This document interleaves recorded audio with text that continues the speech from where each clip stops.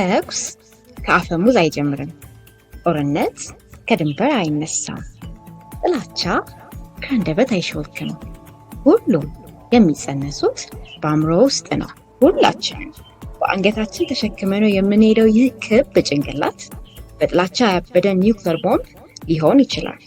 የሰላም ቅል ሊሆንም ይችላል። የአእምሮ ሳይንስ ጭንቅላታችን ለሰላም መግራት ይቻላል ይላል። እንዴት ሆኖ? በየት በኩል?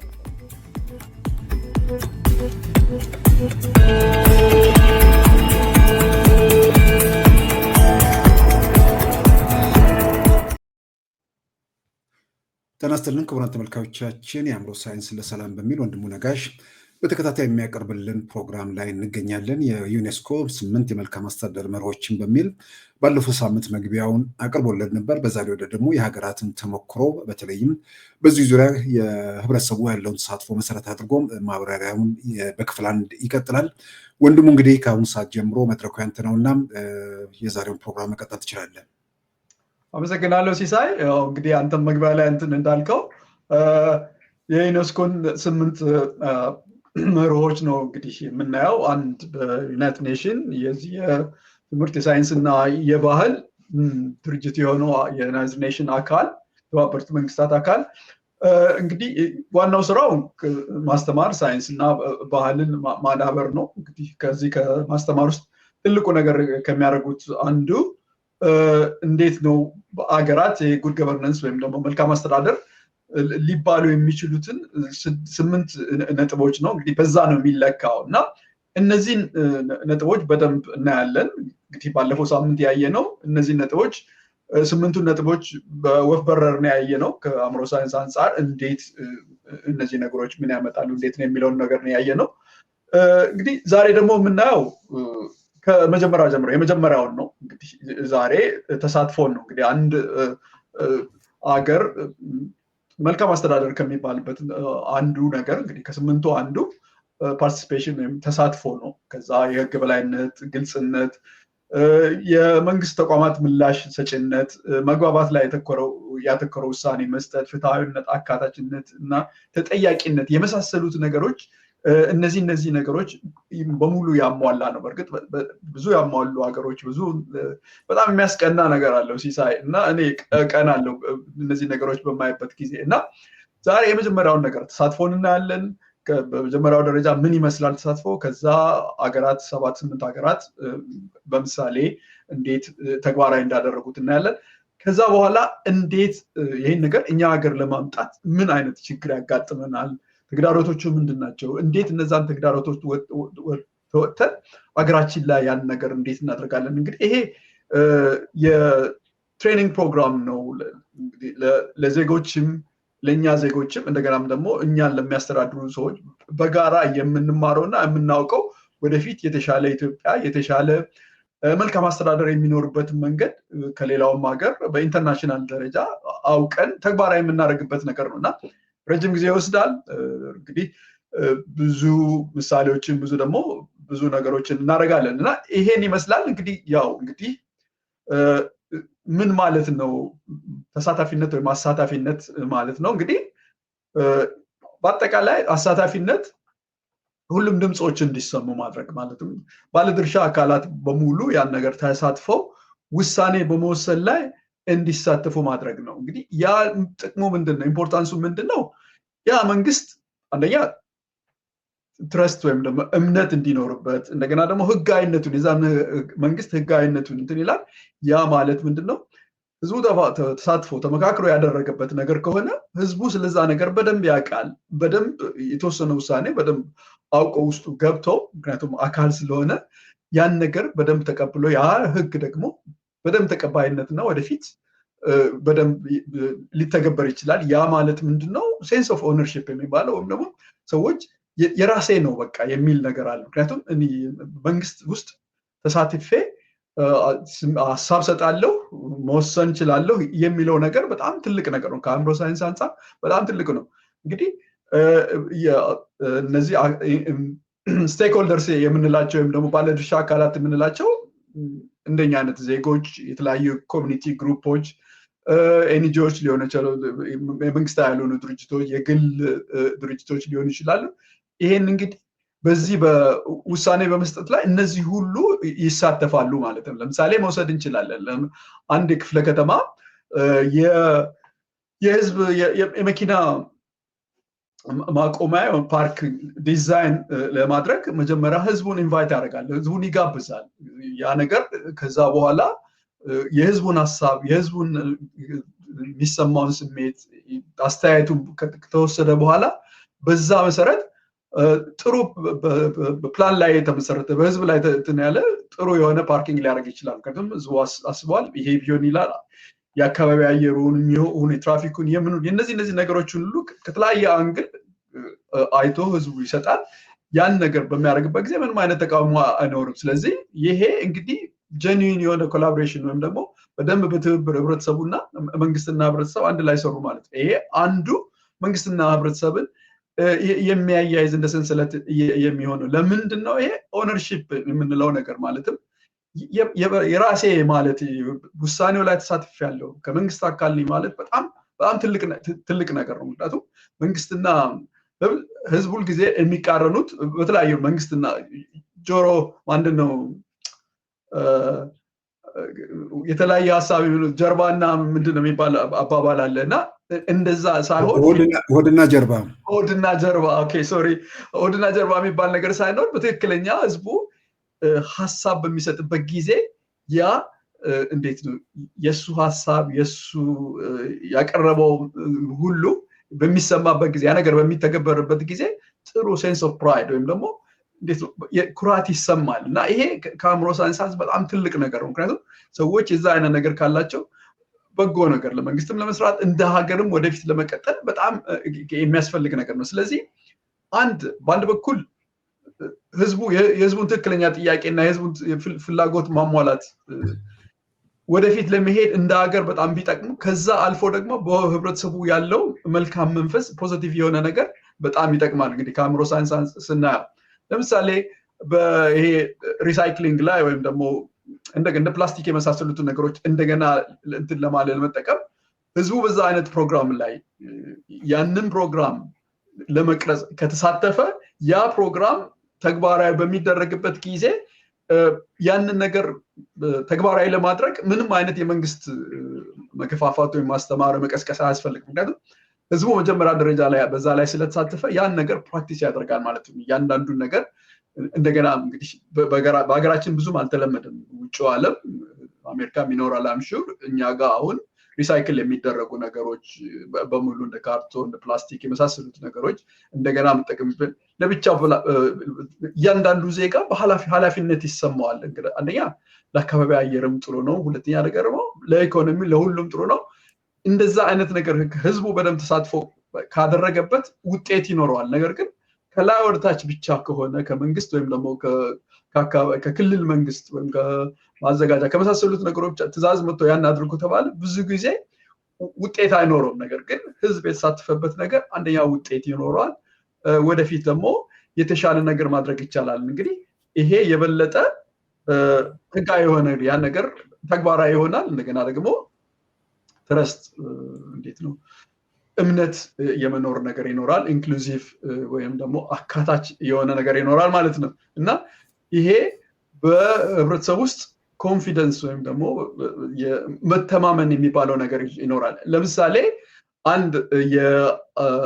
የአንድ ክልል የጤና ቢሮ በየጊዜው ለህብረተሰቡ ስለ ክትባት ስለመሳሰሉት ነገሮች ወይም ደግሞ የተለያዩ በሽታዎች መጥተው እንዴት እንደሚሉ በየጊዜው አፕዴት የሚያደርግ ከሆነ ህብረተሰቡን ለዛ ነገር የሚያሳትፍ ከሆነ እንግዲህ ይሄ የበለጠ ትረስት ይኖረዋል። ምክንያቱም አፕዴት ያደርጋል፣ በየጊዜው ለህብረተሰቡ እየሰበሰበ ይነግራል። እንደዚህ ተፈጥሯል፣ እንደዚህ አይነት ነገር ክትባት ይደረጋል፣ በዚህ ውጤት ይሄን አግኝተናል፣ እንደዚህ አይነት ችግር ተፈጥሮ ይሄን ያህል ህብረተሰብ አክመል እንደዚህ አይነት ነገሮች ዝም ብሎ በቴሌቪዥንና እንትን ከማድረግ ህብረተሰቡ እንዲሳተፍበት ማድረግ፣ ህብረተሰቡ በየጊዜው አፕዴት እንዲደረግ አስተያየት እንዲሰጥ ሀሳቡን ተቀባይነት እንዲኖር ማድረግ እንግዲህ አንዱ ይሄ እዚህ ከጉድ ገቨርናንስ ወይም ደግሞ መልካም አስተዳደር ከምንለው ከዩኔስኮ ካወጣው እንደ ምሳሌ ነው። አሁን እነዚህ ሁሉ ኋላ እናያቸዋለን። ኋላ በየሀገሮች የትኛው ሀገር ይሄን ነገር አፕላይ እንዳደረግ መጀመሪያ እንደው በወፍ በረር ምን እንደሚመስል በምሳሌ እያየነው እንሄዳለን። ከዛ ተግባራዊ ያደረጉትን ሀገሮች እናያለን። በእርግጥ እንዳልኩት ሁልጊዜ ቀን አለው እንደዛ ነገሮች በጣም ብዙ የሚያስቀኑ ነገሮች አሉ። በኋላ እናያቸዋለን። እና ሌላው ዳይቨርስ ፐርስፔክቲቭ ነው። እንግዲህ የተለያየ የህብረተሰብ ክፍል፣ የተለያየ እድሜ፣ የተለያየ ጎሳ ወይም የተለያየ ጾታ ያላቸው ከተለያዩ ጾታዎች ሀሳቦችን መውሰድ መቻል አለብን። ምክንያቱም ገቨርንመንት ላይ ያሉ ወይም አመራር ላይ ያሉ ሰዎች ብዙውን ነገር ላዩ ይችላሉ። ብላይንድ ስፖት የሚባል ነገር አለ። ማለትም ልናያቸው የማንችለው መኪና ለምሳሌ ብላይንድ ስፖት የምንለው አለ። በመስታወቶቹ ልናያቸው የማንችላቸው ነገሮች አሉ እና እንደዛ አይነት ነገሮች ካላየናቸው አደጋ ሊያጋጥም ይችላል። እንደዛ ነው በፊት ለፊት ለህብረተሰቡ ወይም አመራር ላይ ሰዎች ላይ ማየት የማይቻል ነገር ስለሚኖር የተለያዩ ሰዎችን የተለያዩ ሀሳቦችን ከተለያየ አንግል ማሰባሰብ መቻል እንደዚህ ይጠቅማል። ሁለተኛ ደግሞ በጣም በፈጠራ ለችግሮች ሁሉ መፍትሄ ሊገኝ ይችላል። ለምሳሌ አንድ ወደ ገጠር ብንሄድ ገጠር ውስጥ ያለ ትምህርት ቤት የትምህርት ቤቱ ቦርድ ምንድን ማን ማካተት አለበት? እዛ ገጠር ውስጥ ስለሆነ ከገበሬው፣ ከወላጆች፣ ከአስተማሪዎች እና ከተማሪዎች እንግዲህ እነዚህ የተውጣጣ መሆን አለበት። ይሄ ዳይቨርስ ፐርስፔክቲቭ።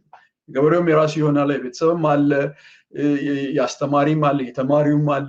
እነዚህ ነገሮች አንድ ላይ መኖር ከተለያየ አንግል ለሚመጣው ነገር አንዱ ለምሳሌ የትምህርት ቤቱ አመራር ያላየውን ወይም ገበሬ ያላየውን ወይም ወላጆች ያላዩትን አስተማሪው ሊያዩ ይችላል፣ ተማሪው ከራሱ ፐርስፔክቲቭ ሊያዩ ይችላል። ስለዚህ እንደዛ አይነት ነገሮች በእርግጥ እንደዚህ ስንናገር ቀላል ይመስላል። ነገር ግን እንደ ባህል ማድረግ መቻል አለበት። ከታች ጀምሮ እያንዳንዱን ነገር የምናደርገውን ነገር እንደዛ ካደረግን ይሄ ጉድ ገቨርነንስ ብሎ አሳታፊነት የሚለው እንግዲህ በተግባር እናደርጋለን ማለት ነው። እና ይሄ በጣም ፕራክቲካል የሆነ ለምሳሌ አሁን ካሪኩለም ላይ የምናወራው እና ከገበሬውም አንጻር ከሆነ እዛ አካባቢ ልጆቹ ስለ ግብርና ወይም ስለ አካባቢ ጥበቃ፣ ስለ ኢንቫይሮንመንት የመሳሰሉትን ነገሮች እንዲያውቁ ገበሬው የራሱን የሆነ ኢንፑት ሊያደርግ ይችላል ማለት ነው። እና የአካታች መሆን የተለያየ ዳይቨርስ ፐርስፔክቲቭ እነዚህ ነገሮች ናቸው። ይሄ ምንድን ነው ማለት ነው? እንግዲህ ከዚህ ከመልካም አስተዳደር ጋር ምንድን ነው ማለት ነው? እንግዲህ ይሄ ዲሞክራቲክ ቫልዩ የምንለው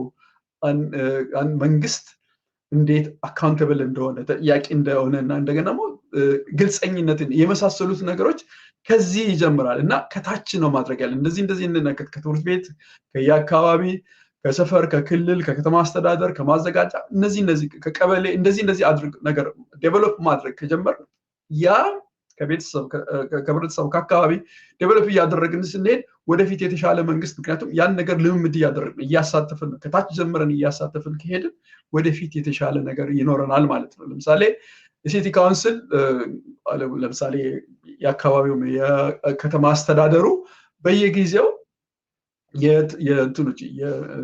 የስብሰባዎችን አጀንዳ ሁልጊዜ ግልጽ የሚያደርግና እንደገና ደግሞ ለተለያዩ ስብሰባዎች ህብረተሰቡ ዜጎች እንዲሳተፉ ማድረግ መቻል እንደገና ደግሞ ድምፅ ከመሰጠቱ በፊት ለዛ ነገር ሰዎች አስተያየት እንዲሰጡ ማድረግ በጣም ዲሞክራቲክ የሆነ ፓርቲሲፔሽን ነው ማለት። ይሄ እንግዲህ ከዩኔስኮ ጉድ ገቨርነንስ ጋር የሚያገናኘው አንዱም እንደዚህ አይነት ነገሮች ናቸው። እስካሁን አሳታፊ ላይ ነው ያለ ነው እና ኪ ፕራክቲስ ለምሳሌ ኢንካሬጅ ኮሚኒቲ ኢንጌጅመንት የማህበረሰቡን ተሳትፎ ለማበረታታት ምሳሌ መውሰድ እንችላለን። ሎካል ገቨርንመንት አካባቢ አንድ ክልል ወይም ደግሞ የክፍለ ከተማ ተሰብስቦ እዛ አካባቢ ያለውን የከተማውን ልማት ለማፋጠን ፕላን በሚያደርግበት ጊዜ የተለያዩ ነገሮች ማድረግ ይችላል። አሁን ለዛ ኦርጋናይዝ ሬጉላር ፐብሊክ ፎረምስ ኤንድ ኮንሰልቴሽን አንድ ነገር ከመደረጉ ቤት ፕላን ከመድረጉ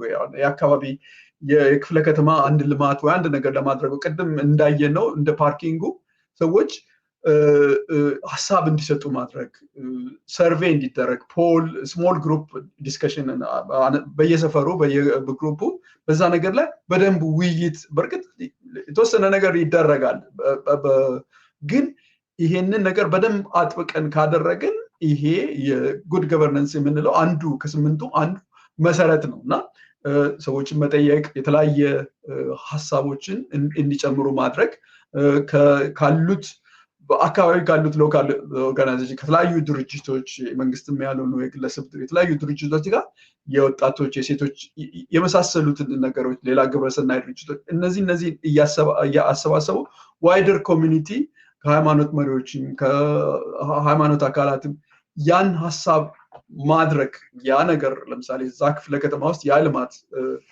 እቅድ ፕላን ሲደረግ እነዚህን ሁሉ ማሳተፍ አንደኛ ውጤት ይኖረዋል፣ የህዝብ ድጋፍ ይኖረዋል፣ ትራንስፓረንሲ የመሳሰሉት ነገር ግልጽነትና ታማኝነት የመሳሰሉት ነገሮች ይኖራሉ። ያ በእርግጥ ቀላል ሊመስል ይችላል፣ ግን ዲስ አር ፕሪንሲፕል ጊዜ ስራ ብለን ፕራክቲስ ማድረግ አለ። እያንዳንዱን ነገር በምንልበት ጊዜ ተወሰኑ ሰዎች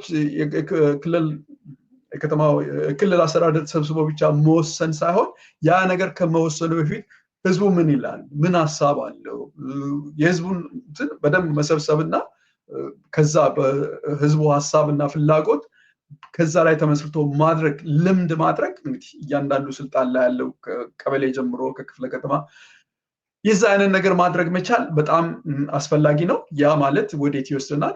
ጥሩ የሆነ ጉድ ገቨርነንስ ወይም ደግሞ መልካም አስተዳደር ውስጥ ይወስደናል ማለት ነው። እንግዲህ ፊድባክ ማለትም ግብረ መልስ ነው መሰለኝ የሚባለው ኦንላይን እኛም በቴክኖሎጂ በደንብ እየሄድን ስለሆነ ሰዎች በኋላ እናያለን። ለምሳሌ ደቡብ ኮሪያ በሌላው ሀገር እንዴት አድርጎ በቴክኖሎጂ ሊጠቀሙ እንደሚችል ኢስቶኒያንም በኋላ ማየት እንችላለን። ምሳሌ ለመስጠት እያንዳንዱ ሰው ሰጀስት እንዲያደርግ የራሱን ፖሊሲ የሚመስለውን ይሄ ነገር ይጠቅማል፣ አካባቢያችን ይሄ ነገር ያስፈልገናል፣ ይሄ ነገር ይጎለናል የሚለውን ነገር ክፍት መሆን መቻል አለበት። ኦንላይን ታንክስ ቴክኖሎጂ እንግዲህ ቴክኖሎጂ እዚህ አድርሶናል። እዛ ላይ በቴክኖሎጂ እነዚህ ከክፍለ ከተማም ቀበሌም ይሁን በደንብ አድርገው የሆነ ሀሳብ መቀበል ግብረ መልስ ሊቀበሉበት የሚችሉበት አንድ ነገር ከተሰራም በኋላ ህዝቡ እንዴት እንዳየው ፊድባክ ለማግኘት በደንብ ቴክኖሎጂ መጠቀም መቻል አለብን። እንግዲህ እንደ ሞባይል አፕ፣ ሶሻል ሚዲያ ያው ተለያዩ ግሩፖችን እንትን ለማለት የበለጠ አክቲቭ መሆን አለ። በእርግጥ ጥሩ እንቅስቃሴ ይታያል በኢትዮጵያ ውስጥ አንዳንድ ቦታዎች ላይ ምሳሌ ጠቅላይ ሚኒስትር ኦፊስም ቢሆን ይሞክራሉ። ነገር ግን ከታች ጀምሮ ከእያንዳንዱ ህብረተሰብ ክፍል ያ ነገር በደንብ በግልም ሲሄደው ሰዎች አስተያየት መስጠት መቻል በር ክፍት መሆን መቻል አለበት። ዜጎች የሚሰማቸውን ስሜት ይሄ ይሆናል የሚለውን ነገር የሰዎችን ሀሳብ የሰዎችን ፍላጎት የላይ የህብረተሰብ አካባቢ ክፍት ማድረግ መቻል ኦፕን መሆን ያን ነገር ማሳየት መቻል አንደኛ በስልጣን ላይ ያሉትም ሰዎች ለራሳቸው ጥሩ ስሜት ይሰማቸዋል፣ ግልጽነት ይሰማቸዋል። ሁለተኛ ህብረተሰቡም ተሳትፎ ያለው አድርግ ያለው የራሴ የሆነ ቅድም እንዳለው ፕራይድ የመሰማት ነገር አለ። የኔም ሀሳብ ይሰማል፣ እኔም የአስተዳደሩ ወይም ደግሞ ሀገሬንም አካባቢን የመምራት ውስጥ አካል ነው ተሳትፎ ያለው ማለት የሚላለ። እንግዲህ ከዛው ሌላ እነዚህ በቴክኖሎጂ እንትን ያሉ ዩዘር ፍሬንድሊ መሆን አለባቸው፣ አክሰሲብል ቱ ኦል ማለትም የሚደረገው ነገር ኦንላይን በተለይ ቴክኖሎጂ እያንዳንዱ ሰው በጣም ዝቅተኛ የሆነ የቴክኖሎጂ እውቀት ያለው ሰው እንደ ስማርትፎን የያዘ ሰው በቀላል መንገድ አንድ ሁለት ወይም ደግሞ የስ ኦር ነው ወይም ደግሞ ይሄ ቢሆን ይሻላል እንደው እያንዳንዱ ሰው ሊጠቀምበት የሚችል ሲስተም መሆን አለበት፣ ዩዘር ፍሬንድሊ መሆን አለበት። ትንሽ ኮምፕሊኬትድ ከሆነ ነገሮች በቀላሉ ሰዎች ቴክኖሎጂ ሊጠቀሙ አይችሉም። ስለዚህ በቴክኖሎጂ ላይ በጣም እንትን ማድረግ መቻል አለብን። ይሄ እንግዲህ ጊዜ ያመጣው ስለሆነ በደንብ ልንጠቀምበት ይችላል። ሌላው እንግዲህ የተገለሉ ቡድኖችን ማርጂናላይዝድ የሆኑት እንትኖችን በደንብ አድርገን እንዲወከሉ ማድረግ ነው። እንግዲህ አነስተኛ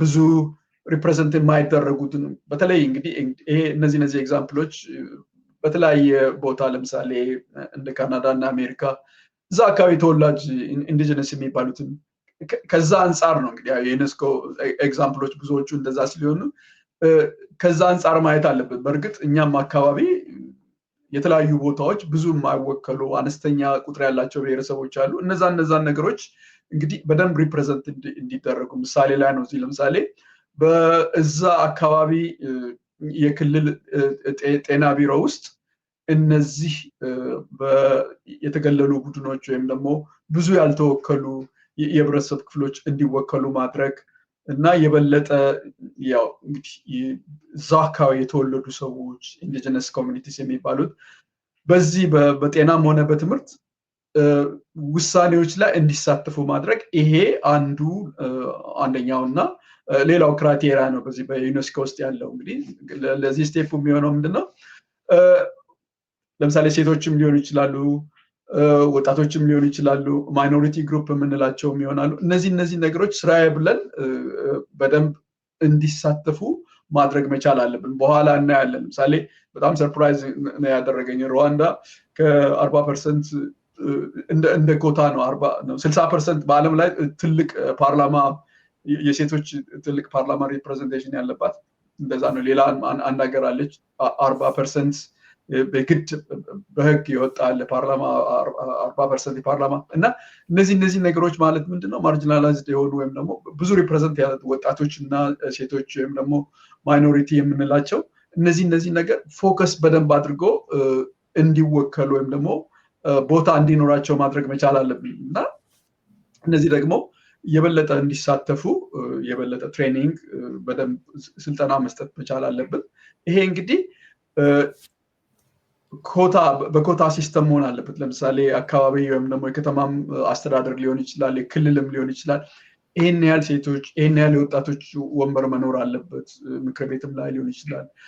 ይህን ያህል ከዚህ ብዙ ሪፕሬዘንት የማይደረጉ ለምሳሌ ኦሮሚያ ብትሄድ የአማራ እንትን አነስተኛ ሊሆን ይችላል። አማራ ክልል ብትሄድ የኦሮሚያ ከኦሮሞ የመጡ ሰዎች ብዙ ሪፕሬዘንት ላይደረጉ ይችላሉ። ስለዚህ እነዛ ነገሮች ታሳቢ ማድረግ መቻል አለብን። እነዛ ሰዎች እዛ አካባቢ እስከኖሩ ድረስ እነዛን የሚወክሉ ነገር እኔ እርግጠኛ አይደለሁም። ኦሮሚያ ክልል ሄደህ አንድ አማርኛ ተናጋሪ አማራ ሰው በእንትን ወደ አማራም ክልል ሄደ ወይም ትግራይ ክልል ወይም ሌላም ክልል ሄደ ምናልባት ሶማሊያ ክልል ምናልባት ጥሩ እንትን አለው ብዬ እገምታለሁ። አላውቅም፣ ግን የተለመደ ነገር አይደለም። ግን እንዲለመድ ማድረግ መቻል አለብን።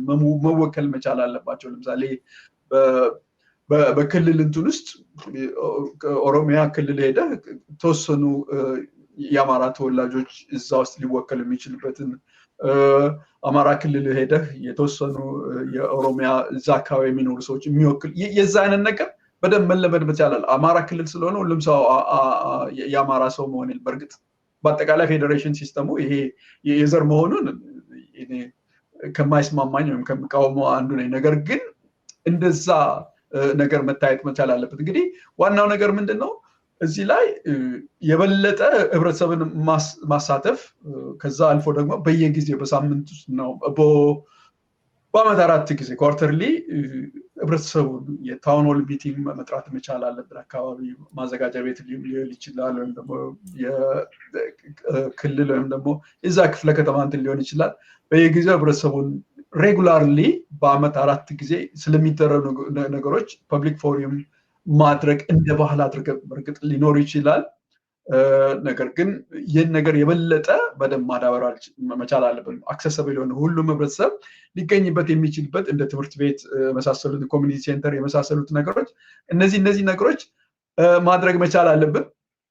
እንግዲህ ሌላው ታርጌት ፎከስድ ግሩፕስ ለምሳሌ ቅድም እንዳልኩት ብዙ ያልተወከሉ በእድሜ ገፋ ያሉ ሰዎች ሲኒየር ሲቲዘንስ የነሱ የራሳቸው የሆነ ችግር አለ። የሄልዝ ኬር ችግር አለ።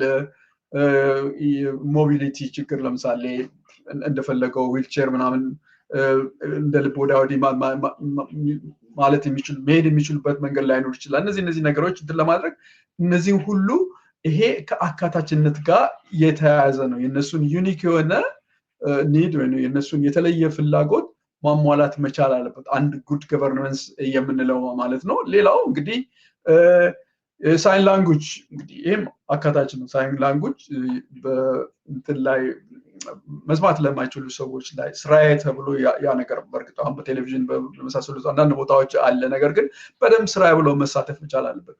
ማየት ለማይችሉ ሰዎች እንዴት አድርገው ማንበብ እንደሚችሉ ወይም ደግሞ እንዴት መረጃ የሚያገኙበትን መንገድ ስራዬ ብለን ማድረግ መቻል አለብን። እንግዲህ ኦንላይን ሰርቬይ ማድረግ ቅድም እንዳየ ነው ያስፈልጋል። ለምሳሌ ትምህርት ቤት ውስጥ ከሆነ ስለ ካሪኩለም ከዛ ስለ አስተማሪዎች፣ ተማሪዎች እና ወላጆች አንድ ነገር ከመወሰኑ በፊት አስተያየት እንዲሰጡ ያ የተለመደ ነገር መሆን መቻል አለበት። እንግዲህ ይሄን ካል ወደ እንትኑ እንሄዳለን። እንግዲህ ሌላው የከተማ አስተዳደር ወይም ደግሞ የክልል አስተዳደርን የመሳሰሉት ነገር የራሳቸው ዌብሳይት አንድ ዴዲኬትድ የሆነ ለሰዎች ፖሊሲ አይዲያን የሚሰጡበት በኋላ እናያለን። እንደ ጀርመን አይነት እንደ ኒውዚላንድ አይነት ሀገሮች እንዴት ሰዎች አስተያየት የሚሰጡበት ያ ኦንላይን የሆነ ክፍት የሆነ ነገር ይሆናል። የፖሊሲ አይዲያ ከህብረተሰቡ መምጣቻል ይሄ ፖሊሲ ቢቀየር ይሄ ፖሊሲ ኢንትሮዲውስ ቢደረግ የመሳሰሉት ነገር ማለት ቴክኖሎጂን በመጠቀም እንደገና በዛ ውስጥ በቴክኖሎጂ በመጠቀም ሰዎች ምርጫ የሚያደርጉበትን ሰዎች የሚሳተፉበትን ኢንጌጅ የሚያደርጉበትን መንገድ የበለጠ ማድረግ መቻል አለብን። እንግዲህ ፊድባክ ታይም ላይን የሚባል አለ። ሎካል አውቶሪቲ እንግዲህ የአንድ አካባቢ የከተማ አስተዳደርም ሊሆን ይችላል፣ ክልልም ሊሆን ይችላል። በየጊዜው ያን ነገር ፕሮሚስ ማድረግ አለባቸው። በየጊዜው የተደረጉትን ነገሮች የተገኙትን ፊድባኮች ለህብረተሰቡ በየጊዜው ማሳወቅ። እነዚህ ነገሮች እንግዲህ ኤቭሪ 2 ዊክስ ወይም ደግሞ በ4 በ5 ሳምንት ለህብረተሰቡ በየጊዜው አፕዴት የሆነ መረጃዎች ምን እንደሚደረግ ምን አይነት ውሳኔ የተወሰነ ከህብረተሰቡ ምን አይነት ሀሳብ ወይም ደግሞ የሰርቬይ ሪዛልቶችን ከህብረተሰቡ ያገኘ ነው ከጥያቄ ያገኘ ነው ህብረተሰቡ መልሱን 100% ይሄን አድርጓል፣ ይሄንን ይመኛል፣ ይሄን ነገር እንዲሆንለት ይፈልጋል፣ ይሄን ፖሊሲ እንዲሻሻልለት ይፈልጋል የመሳሰሉትን ነገሮች ስራዬ ተብሎ ፓርት ኦፍ ገቨርናንስ መሆን መቻል አለበት። እንግዲህ ይሄን እያየን ወደ ምሳሌዎቹ እንሄዳለን። ሲሳይ መጀመሪያው ሀገር የሚሆነው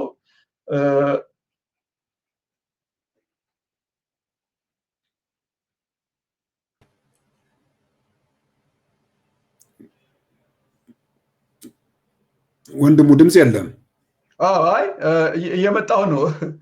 እሺ እንግዲህ የመጀመሪያውን ስዊዘርላንድ ነው የምናረጋት። ስዊዘርላንድ ዳይሬክት ዲሞክራሲ ነው የሚባለው። ሲሳይ what they did ምንድነው ያደረጉት? ስዊዘርላንድ one of the most እንግዲህ በጣም ትልቁ ህብረተሰብ አሳታፊ የሆነ መንግስት ያለበት አሳታፊ ያለው ሲስተም ከዓለም ላይ የሚባለው ስዊዘርላንድ ነው። እንደ አንድ ሮል ሞዴል እንደ አንድ ኤግዛምፕል የምንወስዳት ሀገር። ምክንያቱም እዛ ሲዘኑ እያንዳንዱ ዜጋ ዳይሬክትሊ ፖሊሲዎች ላይ በቀጥታ ነው በሪፍረንደም ፖሊሲዎች ላይ ይሳተፋል። አይ ወርክስ ለምሳሌ ፖፑላር ኢኒሺየቲቭ የሚባል ነገር አለ። ሰዎች አንድ ላይ ተሰብስበው በደንብ በቂ የሆነ ድምፅ ካላቸው በበቂ በእርግጥ በእንግሊዝም ሀገር በደንብ አለ፣ ግን እዚህ ስዊዘርላንድ ውስጥ በጣም የታወቀ ይሄ ነው። በቂ የሆነ ፊርማ ካዘጋጁ ያ ነገር ናሽናል ሪፍረንደም ይደረግበታል እና በዚህ በኩል እነሱ በጣም ትልቅ ቦታ የደረሱ ናቸው። ይሄ እንግዲህ ትልቅ ትራንስፓረንሲ፣ ትልቅ ግልጽነት፣ ፐብሊክ ኢንቮልቭመንት፣ ህብረተሰብ የተሳተፈበት በመንግስት ላይ እምነት ያለበት አንዱ አገር እንደ ኤግዛምፕል መውሰድ እንችላለን። ሌላው በጣም ይገርማል። ብራዚል እዚህ አንድ ከተማ አለ ብራዚል ውስጥ ሲሳይ ፖርቶ አልጀር የሚባል ነው። እዛ 1980ዎቹ ገደማ ነው ፒቢ ነው የሚባለው። ይሄ ህብረተሰቡ ለዛ ከተማ በጀት የከተማው ሰው ነው እንግዲህ ያንን ነገር በጀት የሚወስነው የትኛውን ለትምህርት፣ ለጤና፣ ለኢንፍራስትራክቸር ብሎ ፕራዮሪቲ ሰጥተው የዛ ከተማ ህብረተሰብ ነው ለማዘጋጃ ቤቱ የሚወስነው። ያ እንግዲህ ምንድነው የበለጠ ኮሚኒቲው ትረስት እንዲኖረው እንደገና ይሄ ብዙ ኮራፕሽን እንዳይኖር ኢምፕሩቭ ፐብሊክ ሰርቪስ የመሳሰሉት ነገሮች እና ቀጥታ ህብረተሰቡ ፕራዮሪቲ ወስዶ ማዘጋጃ ቤቱን በጀት ለዚህ ለትምህርት ይሄን ያህል መሆን አለበት፣ ለመንገድ ይሄን ያህል መሆን አለበት፣ ለጤና ይሄን መሆን አለበት። ያ ትልቅ ነገር እንግዲህ 1980 ብራዚል ውስጥ እንግዲህ ያ የዛሬ ስንት ዓመት ኦልሞስት 45 ዓመት ነው እና ሰርፕራይዝ ነው ሳይ እና ቢልዲንግ ትረስት ለምሳሌ ኢስቶኒያ ቅድም ለመናገር ሞክሬያለሁ። ኢስቶኒያ በዓለም ላይ ትልቁን ቦታ ያላት በዚህ ኢገቨርነንስ። በእርግጥ የተወሰኑ ነገሮች እኛም ሀገር እየታየ ነው ኦንላይን ሰዎች እንዲሉ፣ ግን ገና ኤርሊ ስቴጅ ላይ ነን። ያው ትልቅ መልካም አስተዳደር ችግር ያለበት ሀገር ነው የኛ ሀገር። እውነቱን ለማገናገር ለእኔ በጣም ትልቁ ችግር አሁን እሱ ነው። አንድ ሰው የፈለገ ነገር በብዙ ነገሮች ይደረጋሉ። የከተማ ልማቱ ኮሪደሩ በየቦታው እንዲሁም ሁሉም ነገር ማድረግ እንችላለን። ነገር ግን አንድ ሰው ሄዶ ጉዳዩን ለማስፈጸም ቀበሌ መታወቂያ ለማውጣት የልደት ሰርቲፊኬት ለማውጣት ሰው ልጅ እንዴት እንደሚሰቃይ እናያለን። እና ያን አሁን ኢስቶኒያ በዚህ በኩል በጣም ኢስቶኒያ በጣም one of the most advanced e-governance system in the world ነው። ይገርማል። እና ያ እንዴት ነው ሁሉም ህብረተሰብ ጠቅላላ የመንግስትን ሰርቪስ የሚያገኘው በኦንላይን ነው። አንድ ትልቁ ነገር ያ እንግዲህ ኦንላይን ቮት ማድረግ ይችላሉ። አክሰስ መንግስትን ሪኮርዶች ማግኘት ይችላሉ። እንግዲህ ትላንት በሶሻሊዝም የቆየ ሀገር ነው፣ ግን ከሌሎች ከዌስተርን ካንትሪስ ኢስቶኒያ እንደዚህ በትልቅ ኤግዛምፕል ደረጃ መድረሱ በጣም ይገርማል። ዲሲዥን ሜኪንግ ፕሮሰሰር ላይ ማለት ውሳኔ መወሰን ላይ እንዴት ነው በጀት ምን ያህል እንትን እንዳለ በደንብ ህብረተሰቡ በኦንላይን ይከታተላል ማለት ነው። እና ይሄ ምንን ይፈጥራል? ቢሮክራሲ በጣም ይቀንሳል። ሞር ውጤታማ ኤፊሽንሲ ይኖረናል። እንደገና ደግሞ ፐብሊክ ትረስት ትልቁ ነገር ህዝብ በመንግስት ላይ እምነት መኖር አለበት። ትልቁ ችግር ህብረተሰቡ በመንግስት ላይ እምነት ከሌለው በጣም አስቸጋሪ፣ መንግስትም እንደልብ ለመስራት ህዝብም ሳትስፋይድ ሆኖ ለመሮጥ በጣም ይቸግራል። ሌላው ኒውዚላንድ ኦፕን ገቨርንመንት ኤንድ ትራንስፓረንሲ ነው የሚባለው እና ግልጽ የሆነ መንግስት እና ግልጽ የሆነ አሰራር ነው የሚባለው። እና what they did ምንድነው ያደረጉት እነሱ? ኒውዚላንድ ranks among the least corrupt countries። በጣም ኒውዚላንድ በጣም አነስተኛ የሆነ የሙስና ችግር ያለባት ሀገር ናት። እንዴት እንግዲህ በጣም ግልጽ በሆነ መንገድ ኦፊሻል ኢንፎርሜሽን አክት የሚባል ነገር አለ፣ እንግሊዝም ሀገር አለ። ያ ምንድነው እያንዳንዱ ሰው በርግጥ በጣም ሴንሲቲቭ የሆነ የመንግስት እንትን ካልሆነ እያንዳንዱ ሰው እያንዳንዱ ህብረተሰብ ክፍል መረጃ ጠይቆ ማግኘት መቻል አለበት። እና ያ መረጃ እንዴት ምን ላይ በጀት እንትን እንዳለ ምን እንደወጣ ማን ምን እንዳደረገ ያ ትልቅ የሆነ አካውንታቢሊቲ እና ኮራፕሽንን ወይም ደግሞ ሙስናን ወይም ደግሞ ብክነትን መልካም አስተዳደር ጉድለትን ትልቅ ከቀነሱና ምክንያት ማለት ምሳሌ ልናረጋት የምንችለው አገር አንዱ ናት። ያ እንግዲህ ሲቲዘኑ ወይም ደግሞ ዜጋው በደንብ በዚህ በገቨርነንስ ወይም ደግሞ በአስተዳደር መልካም አስተዳደር ላይ ተሳትፎ ያለበት ሀገር ነው። ሌላው ኖርዌይ ነው። ኖርዌይ ኢንክሉሲቭ ገቨርነንስ ኤንድ ሪፕሬዘንቴሽን ብለን ቅድም መጀመሪያ ላይ ብለናል። ያልተወከሉ ወይም ደግሞ እንደ ሴቶች እንደ ኤትኒክ ማይኖሪቲ እንደገና በእድሜ በመሳሰሉት ነገሩ ያልተወከሉትን ሰዎች ለመወከል ኖርዌይ በጣም ትልቅ እንትን አለ። ጀንደር ኢኳሊቲ ዲሲሽን ሜኪንግ እና ኖርዌይ ላይ ምንድነው ያደረጉት? ፐብሊክ ዲሲሽን ሜኪንግ ላይ ሪኳርድ ጀንደር ባላንስ የጾታ እንትንን ባላንስን በተቻለ መጠን በደንብ ከፍተኛ ውጤት ካመጡ በ2003 ላይ ነው። እና በኮታ ነው እዛ ላይ እንትን ያለው 40% ሊደርሺፕ ፖዚሽን ላይ መያዝ አለባቸው ተብሎ ተወስኖ በየቦታው እንግዲህ 40%ን ያህል ሴቶች ያ ነገር ሪፕሬዘንት ያደርጋሉ ማለት ነው። እና ይሄ ትልቅ ቀላል ነገር አይደለም። እና ይሄ ምንድነው የበለጠ ጀንደር ዳይቨርሲቲ ወይም ደግሞ የበለጠ እንትኖች የጾታ እኩልነት በደንብ የታየበት ነው። ለኢኮኖሚ ግሮዝ እንደገና ለመልካም አስተዳደር ውጤት ያሳየ ነው። ሌላው ሩዋንዳ ነው። ቅድም ለመጀመሪያ እንዳልኩት ሩዋንዳ ልክ እዛም እንደ ኮታ ሲስተም ነው ያደረጉት። highest percentage of women in parliament globally ከዓለም ትልቁን በፓርላማ ደረጃ ሩዋንዳ እንግዲህ አንድ የአፍሪካ ሀገር ትላንትና ትልቅ ችግር የነበረባት ሀገር ወደ 60% የሚሆን የፓርላማ አባላት ሴቶች ናቸው። እና ይሄ በጣም ትልቅ ነገር ነው። እና የገቨርንመንት ኢንትሮዲዩስ ኮታ እና ሴቶች እንትን እንዲሉ በኮታ መልክ ያንን ነገር ወስኖ 60% በርግጥ እንግዲህ ምናልባት እኛም 50 ቢሆን አይሻልም ወይ ልንል እንችላለን። ነገር ግን ጥሩ ውጤት እስካመጣ ድረስ ምንም ችግር የለውም። እንግዲህ ትልቁ ኢምፓክት ምንድነው? ሞር ኢንክሉሲቭ ፖሊሲስ ሁሉንም አካታች ነው፣ ወንዱንም ሴቱንም አካታች። በእርግጥ እውነቱን ለመናገር ከወንዶች የበለጠ ሴቶች የበለጠ ማህበራዊ ችግሩን የበለጠ እነሱ የሚያዩበት መንገድ ሊኖሩ ይችላል፣ ወንዶችን ማናየበት መንገድ። በእርግጥ ወንድና ሴት ማወዳደር አልፈልግም፣ ነገር ግን የበለጠ ኢንክሉሲቭ ማድረጉ በጣም ውጤት አይቷል። እንግዲህ ሌላው ኮሚኒቲ ኢንጌጅመንት ኤንድ ፊድባክ ሜካኒዝም ነው። ግብረ መልስና እንዴት ህብረተሰቡ የሚሳተፍበት ነው። እዚህ ላይ ደቡብ ኮሪያ ነው የምናየው። ደቡብ ኮሪያ ስማርት ሲቲ ገቨርነንስ ኢን ሶል ዋና ከተማው ሶል ላይ ምንድነው ያደረጉት? ኤም ቮቲንግ ፕላትፎርም እንግዲህ የሚባል አለ። ያ ፕላትፎርም ህብረተሰቡን ኦንላይን ሎካል ፖሊሲ እና በስማርትፎናቸው በመጠቀም በፖሊሲዎች ላይ ሎካል ፖሊሲዎች ላይ ሰዎች አስተያየት መስጠት ይችላሉ ማለት ኮንሰርናቸውን፣ ፕሮፖዛላቸውን፣ የሚያስጨንቃቸውን ነገር ነው እንዲህ ቢሆን ይሻላል የሚለውን ነገር ኢዝሊ በያዙት ስማርትፎን በዛ ፕላትፎርም መሰረት ይሰጣሉ እና ፓርቲሲፔት ያደርጋሉ። ያ ነገር ተደማጭነት አለው ማለት ነው። እና ይሄ ዲጂታል ፕላትፎርም በደንብ የመንግስት ባለስልጣናት በደንብ መልስ እንዲመልሱ እና ግልጽ የሆነ አሰራር እንዲሰሩ የበለጠ ያ ከተማ እንግዲህ እንደ አንድ ኤግዛምፕል መውሰድ እንችላለን። እና ይሄ ውጤቱ ምንድነው? ፖሊሲ ኢምፕሊሜንቴሽን ወይ ደግሞ ፖሊሲ መተግበር ላይ ቶሎ ፈጣን የሆነ ነገር እና የተሻለ ፐብሊክ ትረስት ወይም ደግሞ የተሻለ የህዝብ እምነት እንዲኖር አድርጓል ማለት ነው። ሌላው ፊንላንድ ነው። ፊንላንድ ክራውድ ሶርስ ሌጅስሌሽን የሚባል ነገር አለ።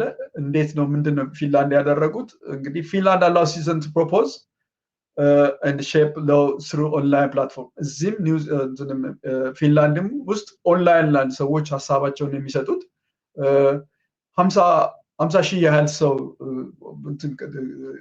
ፊርማ ከተገኘ 50 ሺህ የሚሆን ሰዎች ያንን ሀሳብ ከደገፉት ያ ነገር በፓርላማ ዲስከስ ይደረጋል ማለት ነው። ውጤቱ ምንድነው? የበለጠ ትራንስፓረንሲ ይኖራል ማለትም የበለጠ ግልጽነት ይኖራል ማለት ነው እና የህብረተሰቡ ዜጋው አክቲቭ ሆኖ በዚህ በመልካም አስተዳደር ላይ ይሳተፋል ማለት ነው። እንግዲህ አምስተኛው ሬጉላር አፕዴትስ ኤንድ ፖሊሲ ሪቪው። እነዚህ እንግዲህ ቅድም የመጀመሪያ ያየናቸው ነው። አሁን በኤግዛምፕል ነው ቅድም ለማየት የሞከርነው በአጠቃላይ ምን እንደሚመስል ነው። አሁን ደግሞ ምሳሌዎች 1 2 4 ባየናቸው እንትኖች ለምሳሌ የሚሆኑ አገሮች ናቸው።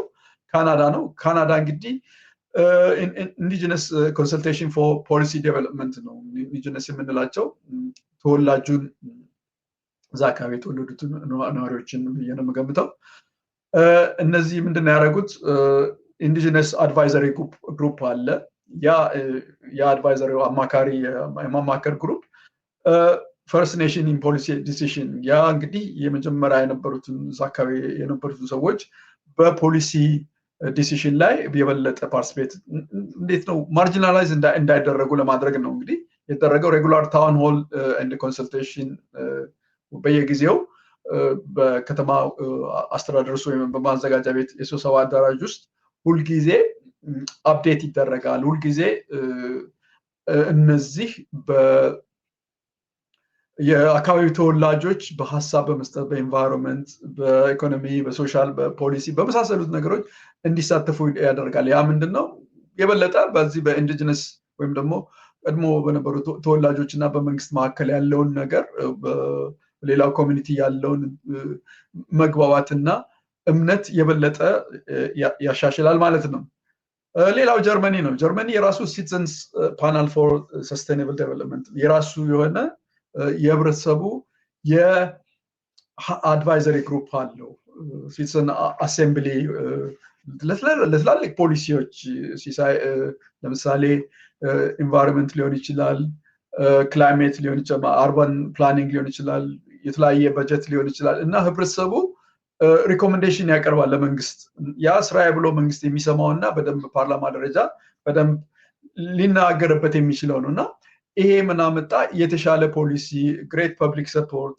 ዋናው ነገር መንግስትና ህብረተሰብ በፍቅር መኖር መቻላቸው ነው እና ሎንግ ተርም ሰስቴይናቢሊቲ እንግዲህ በአጠቃላይ ይሄን ይመስላል። እንግዲህ የነዚህ ካንትሪዎችም እነዚህ ሀገሮች ጉድ ገቨርነንስ ኤግዛምፕል እኛ ወደፊት የተሻለ ነገር ወደምናስበው ለመሄድ ይጠቅመናል ብዬ ስላሰብኩ ነው። እንግዲህ ሲሳይ እንዳልኩ ዛሬ ብዙም እንደዛ አይነት ነገር ህብረተሰባችን የሚያይበት ጊዜ አይደለም።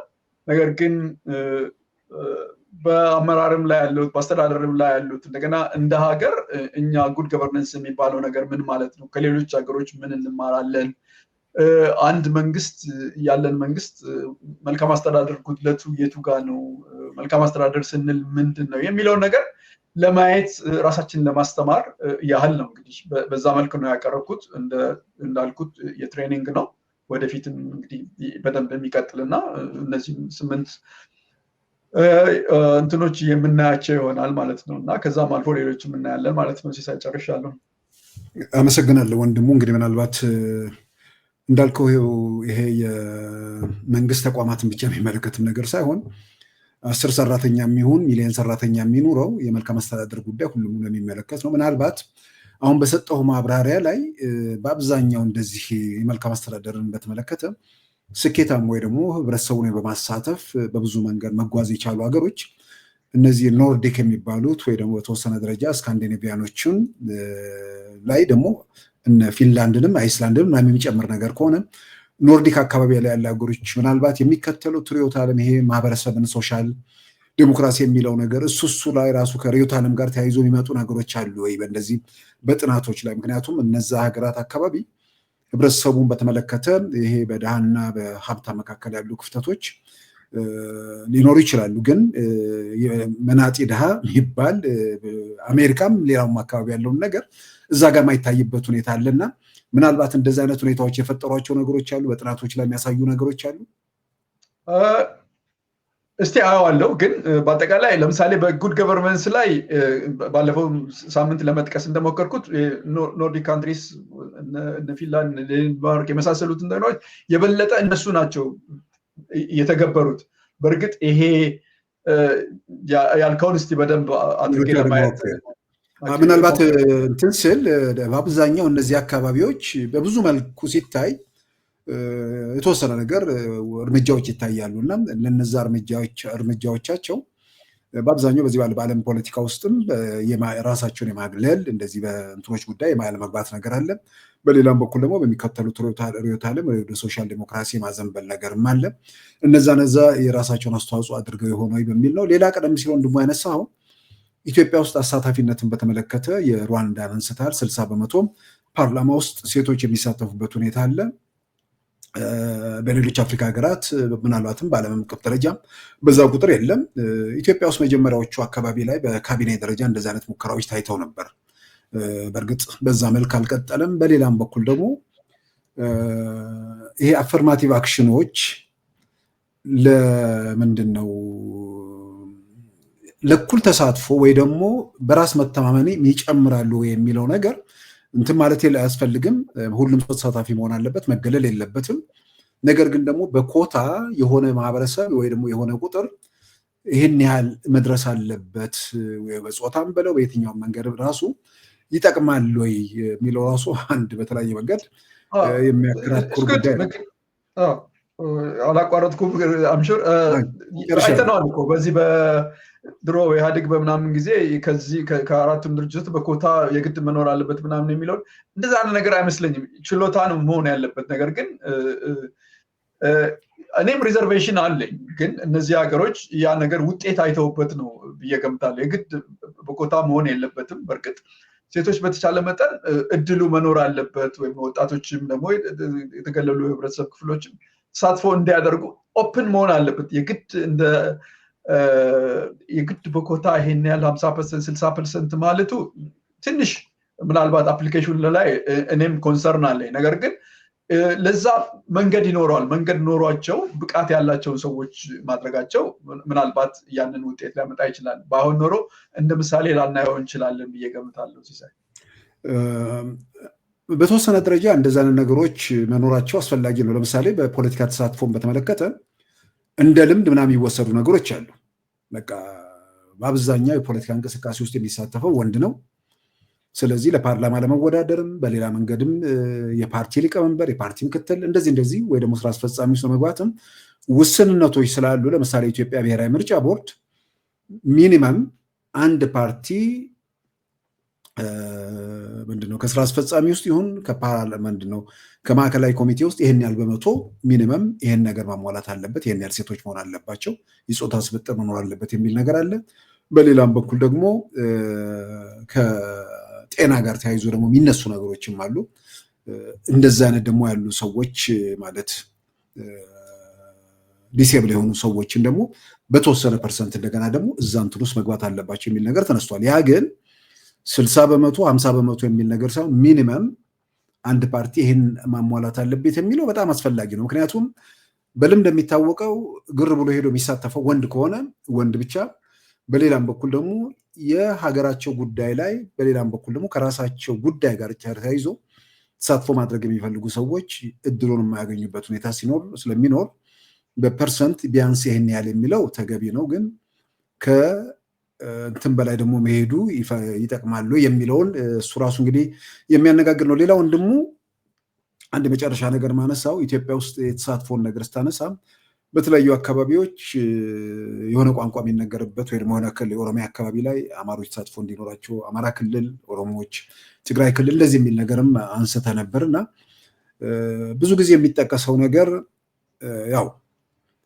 እነሱ በቲፒኤልኤፍ ሰዎች በኩል ራሱ እንደሚነሳው ህገ መንግስቱ ላይ ቋንቋን የሚል ነገር ይመጣል እንጂ ከዚህ ቦታ ሄደ እዛ ቦታ አትስራ የሚል በተግባር ያየነው ነው። ግን ህገ መንግስቱ አይልም የሚል መከራከሪያ ያላቸው። ለምሳሌ ኦሮሚያ ክልል ላይ ሰዎች የስራ ቋንቋ ኦሮምኛ ስለሆነ የሰውየው አያቱ ወይ ምናምን የሚለው ባክግራውንዱ ሳይሆን የሚናገረው ቋንቋ ነው መሰረታዊ ነገር። ቋንቋውን ከቻለ ከየት መጣ አያቱ ከየት መጡ ቅድመ አያቱ ከየት መጡ የሚለው ነገር በእንትን ላይ አልተቀመጠም። ነገር ግን በአሰራር ላይ ደግሞ እንዲህ አይነት ክፍተቶች እንደነበሩ በደንብ ቢያንስ አንድ ማቀው ሰው አለ። ወደ አስተማሪነት ተወልዶ አድጓል፣ ቋንቋ ይችላል፣ ምን ይላል። አስተማሪ ሆኖ ለመሰማራት ሲባል ቋንቋንም እየቻለ ያ ግን በተወሰነ ደረጃ የተወሰነ ዘረኝነታችም የዘረኝነቶችም የሚፈጥሯቸው ነገሮች አሉ። እንዲህ አይነት ክፍተቶችም አሉ። ዞሮ ግን ሰዎች የአካባቢ የስራ ቋንቋን ጋር ተያይዞ የሚነሱ ነገሮች አሉ። እሱ በተወሰነ ደረጃ አስፈላጊ ነው።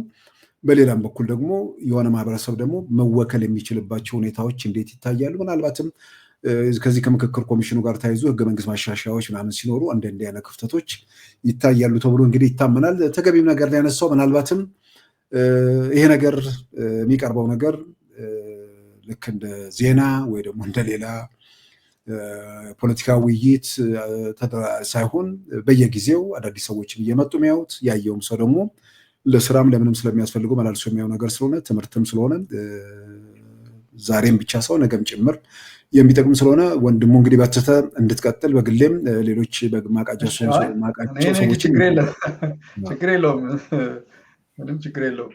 እኛ ዓላማችን እኮ ማስተማር ነው፣ ሌላ አይደለም። ሰው ቁጥር ምናምን እንትን አይደለም።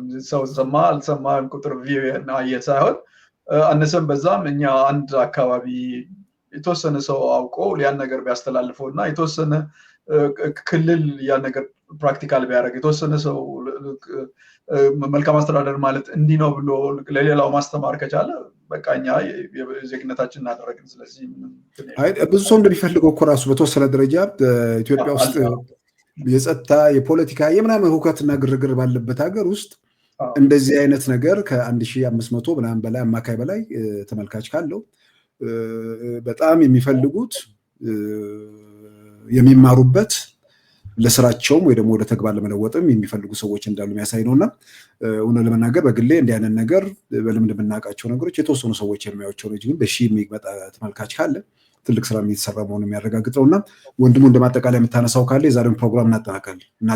እንግዲህ ማጠቃለያው እንግዲህ በርትተን አገራችንን የተሻለ እንግዲህ አገር ለማድረግ ትልቁ ነገር ቅድም እንዳልኩት ነው። መልካም አስተዳደር ከሌለ በጣም አስቸጋሪ ነው። መንግስትና ህብረተሰብ መንግስት የፈለገውን ነገር ቢያደርጋ ህዝቡ ግን ሄዶ መልካም አስተዳደር በደል ካገኘ በጣም መጥፎ ነገር ስለሚፈጠር ወደፊትም ደግሞ እንደ ልብ እንዳሰብነው ሀገራችንን ማየት ስለማንችል የበለጠ እዚህ ላይ ትኩረት ማድረግ መቻልና መማር ራሳችንን ማሻሻል ወደፊት ብዙ ነገሮችን ማድረግ እንችላለን ብለን ተስፋ ማድረግ ነው እንደ ሀገር። አመሰግናለሁ ሲሳይ። አመሰግናለሁ ወንድሙ። እንግዲህ ሳምንት በቀጣዩ ክፍል እንገናኛለን።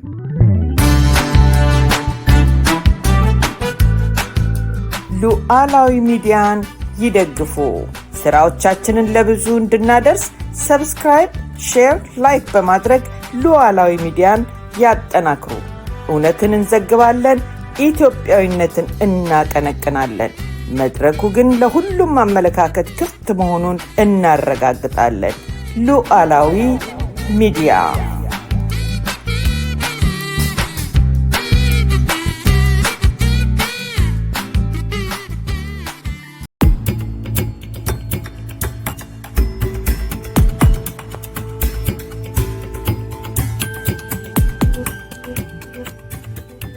ተኩስ ከአፈሙዝ አይጀምርም።